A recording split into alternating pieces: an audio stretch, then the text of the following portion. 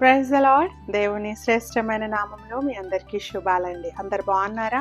ప్రియ సహోదరి సహోదరుడా, దేవాతి దేవుడు మనందరినీ కూడా ఇతరులను ఆదరించడానికి ఆయన పిలుస్తూ ఉన్నాడండి. ఎంకరేజర్స్గా ఉండాలని ఆయన పిలుస్తూ ఉన్నాడు. ఇతరులను గౌరవించే వారిగా ఉండాలని ఆయన మనల్ని పిలుస్తూ ఉన్నాడు. ఇతరులను ప్రేమించే వారిగా ఉండాలని ఆయన మనల్ని పిలుస్తూ ఉన్నాడు. హల్లెలూయా. చూడండి, మన జీవితంలో ఎన్నోసార్లు మనం ఇతరుల ద్వారా సహాయాన్ని పొందుకుంటాము, అవునా కాదా అండి? ఇతరుల ద్వారా మనం హెల్ప్ పొందుకుంటా ఉంటాము.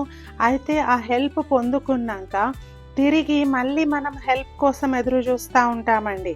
నీకు హెల్ప్ చేసిన వారికి నువ్వు ఏదో ఒక రీతిగా తిరిగి హెల్ప్ చేయాలి. హల్లెలూయా. ఎప్పుడు హెల్ప్ తీసుకునే వారిగానే ఉండకూడదండి. నువ్వు హెల్ప్ తీసుకున్నావు, నువ్వు బలపరచబడ్డావు, నువ్వు మేలు పొందుకున్నావు, ఆ తర్వాత నువ్వు తిరిగి హెల్ప్ చేయడం ప్రారంభించు. హల్లెలూయా. నీకు హెల్ప్ చేసిన వారిని గౌరవించడం ప్రారంభించు. నీకు హెల్ప్ చేసిన వారికి ఏదో ఒక సహాయము, ఏదో ఒక గిఫ్ట్ అన్నా ఇవ్వడానికి నువ్వు ప్రయత్నం చేయి. హల్లెలూయా. ఎప్పుడు కూడా మనము ఏం చేస్తామంటే, అవతల వ్యక్తి నాకు హెల్ప్ చేయాలి అనుకుంటాం, కానీ మనం మాత్రం ఎవరికి హెల్ప్ చేయమండి. ఇలా మనం ఉండకూడదు. వాక్యం చెప్తా ఉంది, మనం ఒకరినొకరము బిల్డప్ చేసుకోవాలా, ఒకరినొకరము ఎంకరేజ్ చేసుకోవాలా, ఒకరికొకరము క్షేమాభివృద్ధి కలుగజేసుకోవాలా, ఒకరు క్షేమంగా ఉండాలని కోరుకోవాలా, ఒకరు అభివృద్ధి పొందాలని కోరుకోవాలా, వాళ్ళు ఇంకా ఉన్నత స్థానానికి వెళ్ళాలని మనం కోరుకోవాలండి. అలా మనం జీవించాలని ఈ ఉదయకాల సమయంలో దేవుడు మనతో మాట్లాడుతూ ఉన్నాడు. 1 తెస్సలోనికైలకు రాసిన పత్రిక 5:11 చదువుకుందాం. కాబట్టి మీరెప్పుడు చేయుచున్నట్టుగానే ఒకరినొకడు ఆదరించి ఒకరినొకడు క్షేమాభివృద్ధి కలుగజేయుడి. హల్లెలూయా. వాక్యం చెప్తా ఉంది, మీరు ఒకరినొకరు ఆదరించండి, ఒకరికొకరు క్షేమాభివృద్ధి కలుగజేయుడి. ఇతరుల క్షేమం కోసము మీరు ప్రయాసపడండి అని వాక్యం చెప్తా ఉంది. ప్రియ సహోదరి సహోదరుడా, నీకెవరైనా హెల్ప్ చేశారా, నీకు మేలు చేశారా, నువ్వు తిరిగి వారికి మేలు చేయి. కీడు చేయొద్దండి. తిరిగి వాళ్ళకు సహాయం చేయి, వాళ్ళని లిఫ్టప్ చేయి, వాళ్ళని పైకి, వాళ్ళు ఒకవేళ పడిపోయిన స్థితిలో ఉంటే, వాళ్ళు దీన స్థితిలో ఉంటే వాళ్ళని పైకి తీసుకురండి, వాళ్ళని బిల్డప్ చేయండి, వాళ్ళని తిరిగి కట్టండి వారి జీవితాన్ని.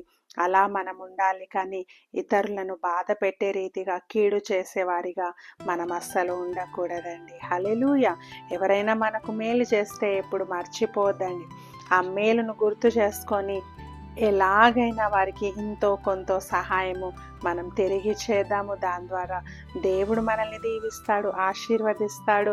మనం అనేకులకు ఒక ఎగ్జాంపుల్గా ఉంటాము. దేవుడు అట్టి కృపను మనందరికీ దయచేయను గాక.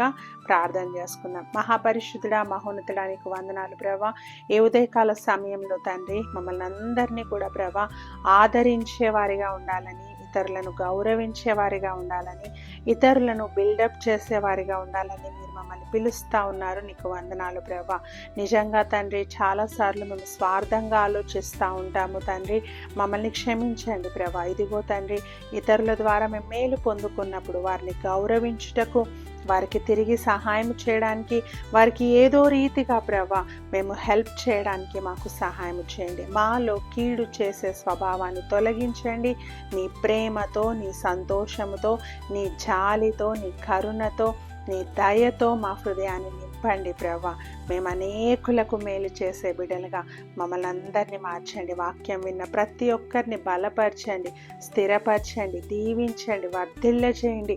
నీ కృపా కిరీటమును, నీ దయా కిరీటమును ప్రతి ఒక్కరికి ధరింపచేయండి. ఈ రోజంతయు నీ గొప్ప సమాధానము వారికి తోడుగా ఉండనిచ్చి ప్రభా వారిని నడిపించుమని వేడుకుంటా ఉన్నాను. సమస్త మహిమ, ఘనత, ప్రభావాలు నీకే చెల్లిస్తూ నజరేయుడైన యేసుక్రీస్తు నామమున ప్రార్థించి వేడుకొని పొందుకొని ఉన్నాం తండ్రి. ఆమేన్. God bless you.